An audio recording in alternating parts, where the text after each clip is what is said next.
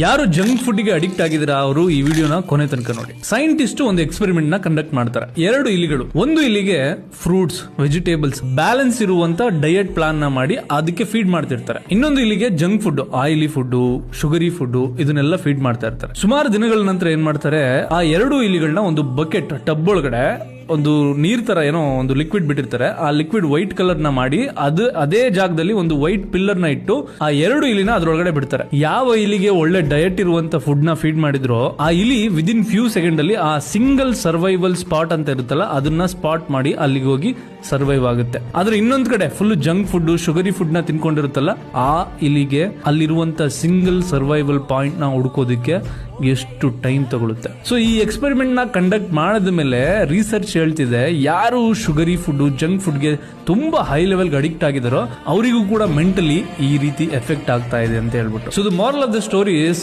ದೇಹವೇ ದೇಗುಲ ಅಂತ ಆಗಿನ ಕಾಲದವ್ರು ಹೇಳ್ತಿರೋದು ಸುಮ್ಮನೆ ಅಲ್ಲ. Health is wealth, simple. ಇದ್ರ ಬಗ್ಗೆ ತುಂಬಾ ವಿಡಿಯೋಗಳು, ತುಂಬಾ ಜನ ಏನೇನು ಹೇಳಿದ್ರು ತಿನ್ನೋರು ನಾನು ಬಿಡೋದಿಲ್ಲ ಅಂತ ಹೋದ್ರೆ ಹಾಸ್ಪಿಟಲ್ ಅವರು ಬನ್ನಿ ಬನ್ನಿ ಕುಯ್ತೀವಿ ಬನ್ನಿ, ತೆಗಿತೀವಿ ಬನ್ನಿ, ಕ್ಲೀನ್ ಮಾಡ್ತೀವಿ ಬನ್ನಿ, ಅದ್ ಮಾಡ್ತೀವಿ ಬನ್ನಿ ಅಂತ ಕಾಯ್ಕೊಂಡು ಕೂತ್ಕೊಂಡಿದ್ದಾರೆ.